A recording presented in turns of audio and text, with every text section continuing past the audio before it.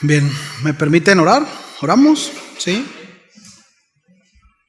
Señor, muchas gracias. Gracias por el tiempo que permites que tengamos. Gracias por... Eres bueno, Señor. Podemos reunirnos en libertad y podemos proclamar tu nombre, levantar nuestra voz, levantar nuestras manos, aún exponernos a tu palabra, Señor, con toda libertad, y de verdad lo apreciamos. Gracias. Gracias por la vida de cada uno de los pastores reunidos, cada uno de mis hermanos. Señor, gracias. Yo oro, Padre, para que tú seas glorificado, Señor, aún en medio de esta reunión. Eres tú el motivo de nuestras reuniones, Señor. Se trata de ti, todo el tiempo se trata de ti, Señor. Y agradecemos ese privilegio de servirte, ese honor de poder ser colaborador, Señor, de tu obra, Padre. Gracias, gracias en verdad. En el nombre de Jesús, amén. Amén. Bien, hoy de verdad que estuve orando cuando el pastor Jehú me llamó y me comentó que parte de ser anfitriones era compartir alguna palabra con ustedes. Pues fue un poquito complicado para mí, ¿no? Porque ¿qué les puedo enseñar? Sobre todo a Salatiel, ¿no? ¿Qué le puedo enseñar a Salatiel? No hay nada que pueda enseñarle, ¿eh? Entonces, bienvenido, pastor. Estábamos esperando, mano.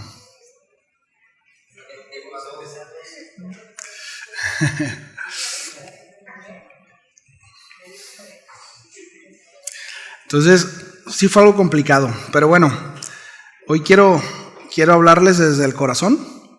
Es algo que Dios ha estado hablando a mi vida, es algo que Dios ha estado hablando a la iglesia, y quiero externarlo, quiero compartirlo, porque creo que alguno puede estar pasando por ahí, o puede estar luchando en ese desbalance, o quizá ya lo pasó, ¿no? Y lo ha de recordar con nostalgia, o quizá pasará, ¿no? Y bueno, hoy quiero hablarles acerca de ese activismo en el que podemos caer como pastores, ¿sí? Ese precio que podemos pagar de servir, pero estando desconectados con el Señor, ¿no? Sí, un activismo sin altar, ¿sí? Ese peligro de la eficiencia sin espiritualidad, sin comunión con Dios, ¿no?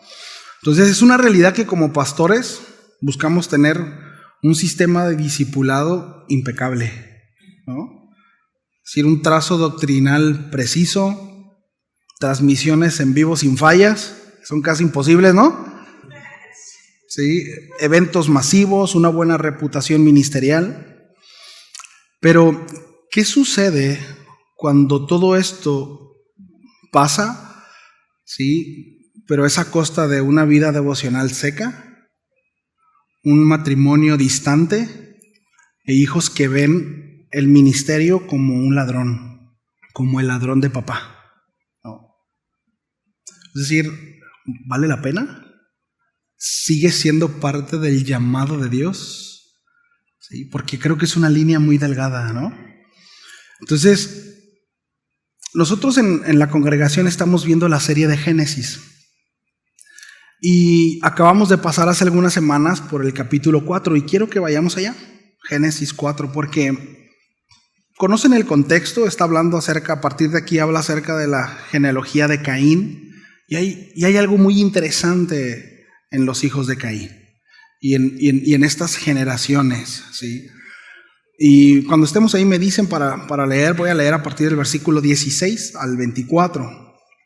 ¿Estamos ahí? ¿Sí? Salió pues Caín de delante de Jehová y habitó en tierra de Nod, al oriente de Edén. Y conoció Caín a su mujer, la cual concibió y dio a luz a Enoc, y edificó una ciudad y llamó el nombre de la ciudad del nombre de su hijo, Enoc. Y a Enoc le nació Irad, e Irad engendró a Mehujael, y a Mehujael engendró a Metusael, y Metusael engendró a Lamec. Y Lamec tomó para sí 2 mujeres, el nombre de la una fue Ada, y el nombre de la otra Sila. Y Ada dio a luz a Jabal, el cual fue padre de los que habitan en tiendas y crían ganados, y el nombre de su hermano fue Jubal, el cual fue padre de todos los que tocan arpa y flauta. Y Sila también dio a luz a Tubal-Caín, artífice de toda obra de bronce y de hierro, y la hermana de Tubal-Caín fue Naamá. Y dijo Lamec a sus mujeres, Ada y Sila: oíd mi voz, mujeres de Lamec, escuchad mi dicho, que un varón mataré por mi herida y un joven por mi golpe. Si 7 veces será vengado Caín, Lamec en verdad 70 veces 7 lo será. Sí. Cuando nosotros vemos la descendencia de Caín y este progreso, hay algo bien interesante en esto. Sí. Vemos en versículo 16, vemos que Caín sale de la presencia de Dios. Sí. Dice que se convirtió en un constructor, ¿no? Un ciudadano productivo. Pero hay algo en todo esto, y ahorita lo vamos a ver. Sí, un hombre productivo, un ciudadano productivo, pero sin altar.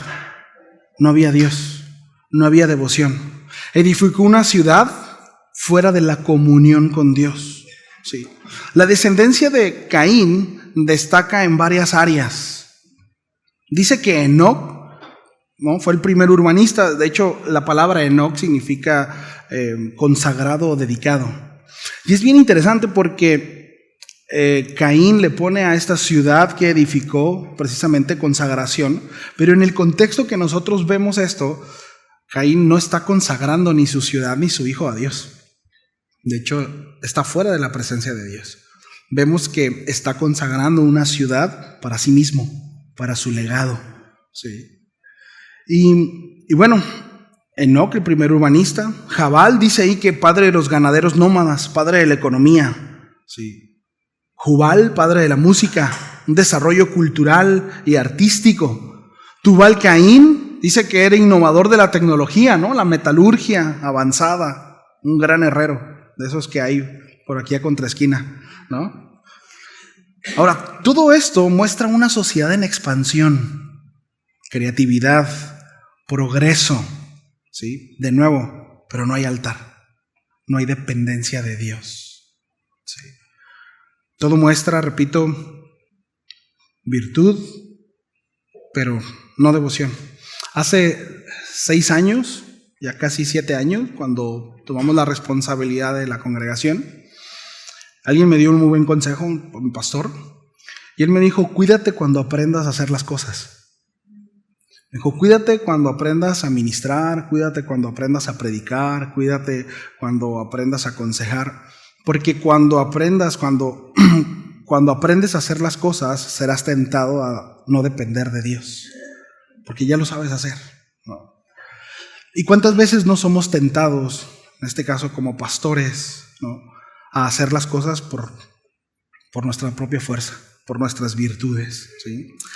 En la narrativa bíblica vemos a todos estos hombres trabajadores, llenos de virtuosismo, talento, pero sin sangre, sin altar, sin adoración, sin devoción al Señor, sin sujeción a Dios, totalmente ajeno a eso. Por otro lado, la conclusión de este linaje es Lamec: orgullo, violencia, autojustificación, un líder fuerte que dirige, habla, proclama, pero está podrido por dentro, ¿no? De hecho, él es el orgullo, ¿no?, en su máxima expresión. Todavía al final termina con un poema, es un canto. Dice: mujeres, oíd. No. Él, por primera vez en la escritura, en la Biblia, se habla acerca de la venganza, y es Lamec precisamente quien habla acerca de eso. No. Entonces, él se multiplicó, ¿sí? Hubo productividad en él, pero también hubo arrogancia, ¿sí?, venganza y una desconexión de lo divino. Bueno, todo esto, ¿verdad? La realidad es que nosotros podemos tener un ministerio y podemos ser productivos y podemos sobresalir y podemos ser exitosos, pero lo podemos hacer sin Dios. Y eso es muy peligroso. Eso es peligroso porque aprendemos a hacer las cosas y podemos hacer las cosas, pero también podemos hacerlo sin Dios, ¿sí? Versículo 16, que es la médula de esto: y salió Caín de delante de Jehová. El Señor no estaba con él. El Señor no estaba con los suyos. La pregunta obligada es: ¿el Señor está con nosotros? A mí me gustaría pensar que en todos, ¿verdad? Sí, el Señor está con nosotros. Me gustaría pensar, o me gusta pensar así, sí. Pero creo que es una buena pregunta, ¿no? Caín siguió, vivió, produjo, pero fuera de la presencia de Dios. Y como pastores, repito, podemos vivir desconectados de la intimidad con el Señor, predicando y predicando bien, enseñando y enseñando bien, y organizando y haciéndolo bien, pero sin la presencia de Dios. Sí. Hay un texto el cual me venía a la mente mientras escribía esta parte del sermón, y es precisamente Mateo 7, del 21 al 23.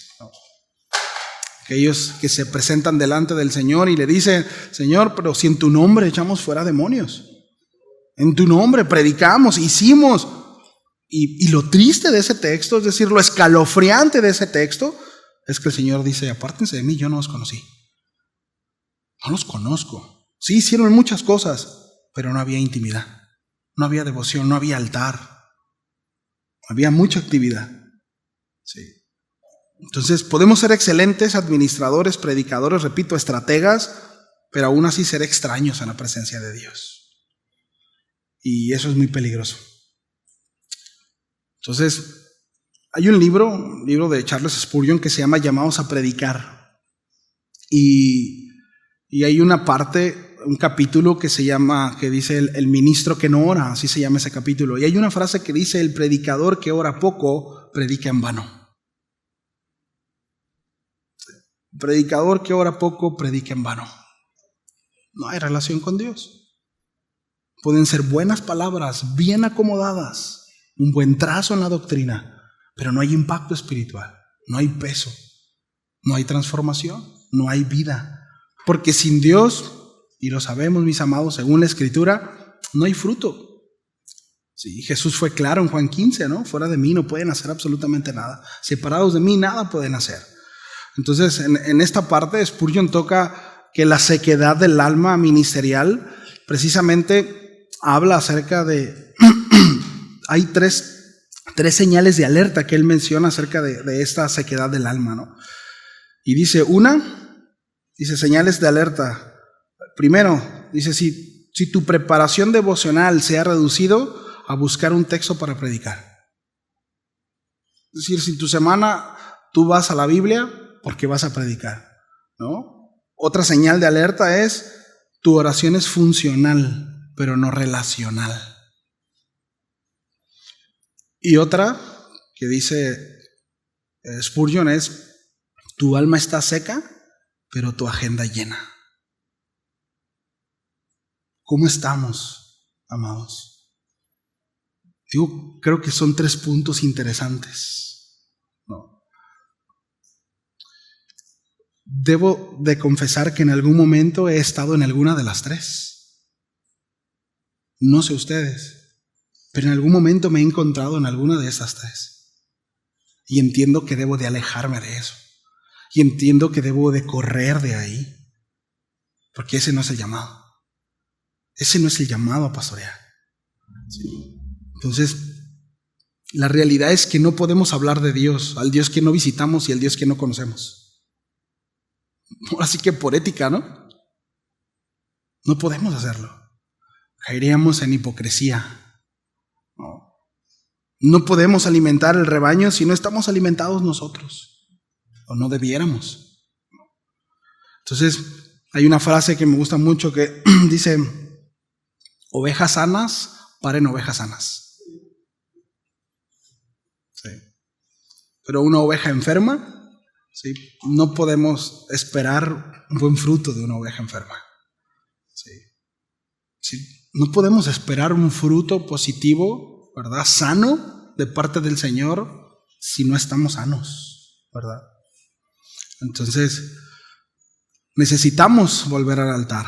Necesitamos, no como un acto ocasional, sino como un ritmo vital de vida. Necesitamos estar ahí. Es decir, nuestro ministerio jamás debe sobrepasar nuestra intimidad con Dios. Y la realidad es que muchas veces el ministerio llega a suplantar, llega a tomar el lugar que no le corresponde. El ministerio al final es un resultado, pero no tiene que ver con Dios. Sí. Y triste porque muchas veces es la condición no solamente de nosotros como pastores, sino también de los que sirven. Se relacionan con la Biblia cuando vienen a la iglesia, ¿no? Y a veces les decimos, no leen la Biblia más que cuando vienen las reuniones, pero también el pastor cuando predica nada más. Y qué triste, porque al final las ovejas no lo saben, pero Dios sí lo sabe. Y nosotros también. Y nosotros también. Nosotros sabemos cuál es nuestra condición delante de Dios. Ahora, la descendencia de Caín desarrolló ciudad, arte, tecnología, organización, de nuevo, pero todo fue sin adoración. Todo fue ajeno a la voluntad de Dios. Sí.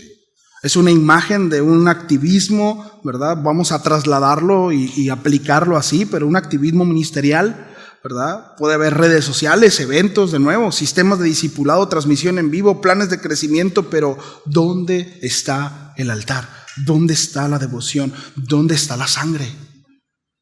¿Dónde está? Una iglesia puede funcionar como empresa y tú como gerente, pero la iglesia no es una empresa y no fuimos llamados a ser gerentes.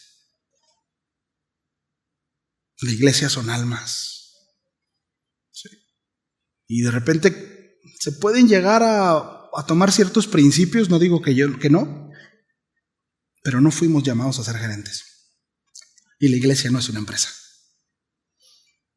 Entonces, no se trata solo de lo que edificamos, sino para quién.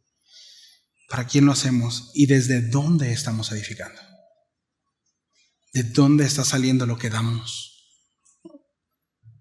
Ahora, no decimos que no debemos de trabajar. La Biblia no dice eso. No. Hace unos días un hermano lo invitábamos a compartir con los muchachos de alabanza y él usaba la ilustración de María y Marta, ¿no? Y él decía, siempre debe de haber una Marta. Marta era diligente. El punto no es el trabajo. El punto no es trabajar mucho o dejar de hacerlo. El punto es no perder la mirada del Señor. El punto es que ese trabajo no puede usurpar el lugar del Señor en nuestro corazón. Ese es el asunto. Es organizarnos bien. Es priorizar bien. Sí. Es decir, el ministerio debe ser una extensión de nuestra comunión con Dios, no un sustituto de ella. Ahora, por otro lado, otro punto importante, ¿no? Pero nuestros hijos y nuestra esposa, la realidad es que no necesitan otro programa más, sino un pastor que sea primero un esposo y un padre piadoso. Sí. Entonces, por ejemplo, la MEC habla como un líder, pero refleja ego, ¿no? Violencia, independencia. El legado de Caín fue productividad de precisamente una paternidad, sin paternidad saludable, ¿no? Lo vemos por el resultado. La MEC es fuerte, pero sin mansedumbre. Habla, pero no edifica. Golpea. Y lo vemos ahí entre líneas, ¿no? Lidera, pero no pastorea su casa. Muchos pastores podemos descuidar el altar del hogar, ¿sí? Creyendo que el altar del púlpito va a compensarlo, pero no es así. No es así. ¿Sí? Nuestros hijos nos están observando. ¿Sí? Hay una frase que leí, se me hizo interesante. Dice, nuestras esposas conocen nuestros silencios más que nuestros sermones. ¿Sí? Ellas nos conocen. Saben cómo actuamos y cómo somos. Nos conocen enojados, tristes, molestos, con dinero y sin dinero. Ellas saben cómo somos. Sí. Entonces, sin duda creo que el mayor fracaso de un pastor es que la iglesia crezca mientras su familia mengua. Estoy convencido de eso. El mayor fracaso de un pastor es que su iglesia crezca, pero que su familia se pierda. Sí. Debemos de alejarnos de eso. Debemos de alejarnos de eso, debemos correr de eso. Sí. Nuestro primer rebaño duerme bajo nuestro techo. Duerme junto a nosotros. No somos pastores exitosos si nuestra esposa está sola y si nuestros hijos están alejados de nosotros. No hay éxito ahí, o por lo menos no el del cielo, no el del reino de Dios. Entonces, Interesante, ¿no? Ahí la palabra dice que mientras la línea de Caín prosperaba sin Dios, bueno, después habla más adelante de Enós, ¿verdad? Ese inicio de la adoración restaurada. Ahí en el versículo 26 dice, entonces los hombres comenzaron a invocar el nombre de Dios. Siempre hay un remanente y Dios se encarga de eso. Y aquí está ese contraste, ¿no? Caín edifica con manos sucias, pero Enós edifica en adoración. Y digo, yo sé que ustedes saben qué es adoración. Y todos sabemos que adoración no son las baladitas, ¿verdad? Adoración incluso no tiene que ver con música. Se utiliza la música, es una herramienta, pero adoración tiene que ver con sacrificio, tiene que ver con humillación, tiene que ver con postrarse, tiene que ver con nuestra frente en el piso. Y esto habla de un reconocimiento de que Él es Dios y que nosotros somos sus sirvientes. Sí. No somos, miren, nuestros chicharrones nos truenan, pues, son los de Dios. Y muchas veces en nuestro día a día, en la viada que llevamos, actuamos como si fueran nuestros chicharrones los que tronaran. Y no consideramos a Dios. Y tomamos decisiones sin consultar a Dios, pretendiendo que es nuestra iglesia, cuando no la es. Es la de Dios. No es ni siquiera nuestro ministerio, es el de Dios. No son nuestras, la gente, no, es de Él, todo es de Él. No. Hace un tiempo escuchaba por ahí, ¿no? El perro pastor, ¿no? Y decía por ahí un brother, ¿no? Realmente nosotros somos perros pastores, ¿no? Hay un buen pastor. Y como perros pastores se encargan nada más de si las ovejas se van saliendo del rebaño, pues el perro le ladra y regrésate, sigue el buen pastor, ¿no? Allá va, ¿no? Y lo digo en una connotación positiva, ¿no? Por favor, que se entienda. Al rato va a decir, no, nos dijo perros el pastor Ángel, ¿no? Lo estoy diciendo en una connotación positiva, ¿no? Entendiéndose que dándole el mayor reconocimiento al Señor y nosotros solo servidores de Él. Bueno, ¿el pastor debe de estar ocupado? Sí. Sí debe de estar ocupado. ¿El pastor debe de estar trabajando? Sí, sin duda. Un pastor rascándose la panza tampoco es el llamado del pastor. Creo que el pastor debe ser trabajador, sin duda, pero debe trabajar en lo correcto. Debe trabajar siendo guiado por Dios. Y se lo dice, quienes me conocen saben que digo la verdad, se lo dice alguien inquieto, que de repente ha caído en eso, en tratar de ayudar a Dios y hacer muchas cosas que Dios no me dice que haga. Sí. Entonces, no es que hagamos muchas cosas, es que hagamos las cosas correctas. Y nada es más correcto que cuidar nuestra comunión con Dios, que cuidar nuestra relación con Dios. Sí. Y bueno, quiero terminar con Jeremías 17, 7 y 8, lo conocemos, ¿verdad? Y quiero nada más resaltar algunas cosas, ¿no? Y dice, habla acerca de este varón bienaventurado, este varón dichoso que confía en el Señor. Es decir, que pone toda su confianza en Él. Más allá de sus virtudes, más allá de lo que puede, en sus fuerzas, en su conocimiento, es poner la confianza en Él, ¿sí? Dice, bienaventurado, bendito el varón que confía en el Señor y cuya confianza es el Señor. ¿Sí? Él es mi confianza. No lo que puedo hacer, no el equipo que tengo, no en la gente que está a mi alrededor, no en mis habilidades, no en mi capacidad. Es que hoy estudié, no sé si les ha pasado, pero de repente dicen, no, este sermón va a estar buenísimo porque estudié un montón, ¿verdad? Y a veces nuestra expectativa nada que ver con lo que realmente sucede. Y muchas veces confiamos en eso. Ahora, con esto no estoy diciendo que no nos preparemos, no estoy diciendo que no estudiemos, por supuesto que no. Es todo un tema también ese, ¿no? Pero nuestra confianza debe estar en el Señor, no en nosotros mismos, no. Lo que dice aquí Jeremías, bienaventurado este hombre, más que dichoso, aquel que no confía en sí mismo, sino en el Señor.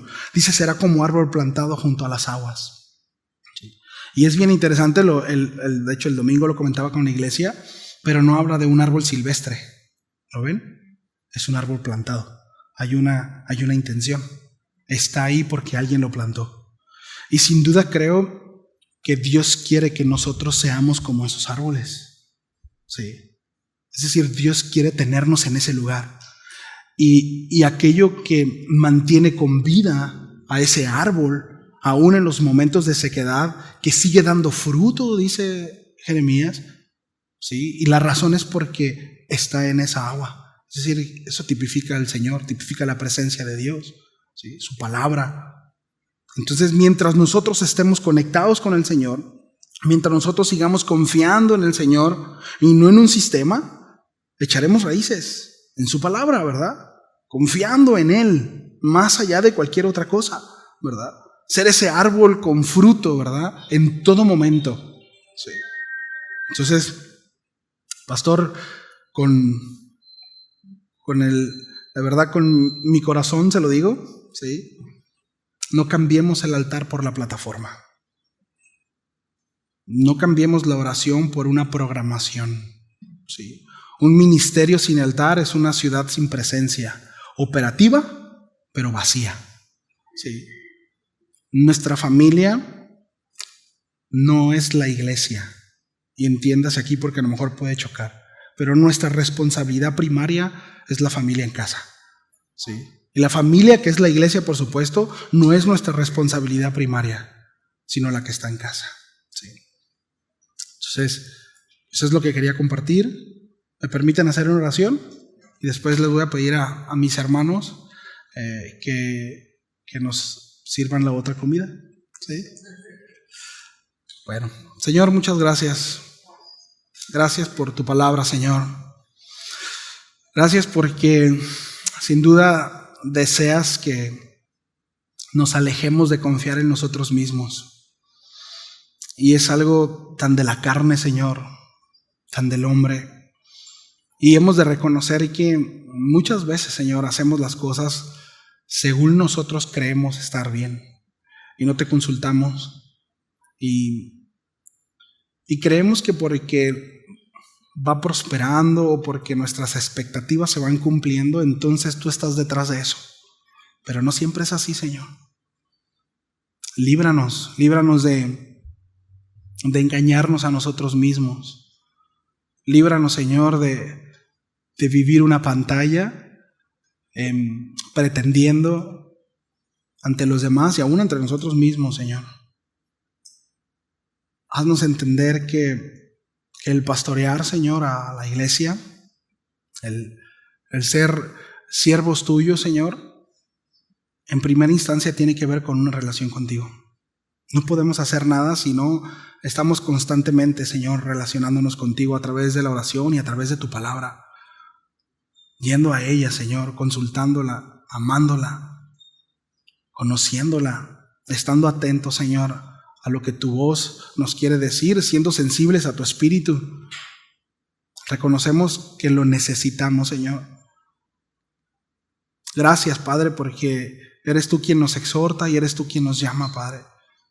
Y gracias, Señor, de nuevo por la oportunidad que me das de poder compartir, Señor, este consejo y compartir lo que estás hablando a nuestros corazones, Señor, con mis hermanos, pastores. De verdad, muchísimas gracias, Señor. A ti sea la gloria, Padre, en el nombre de Jesús. Amén.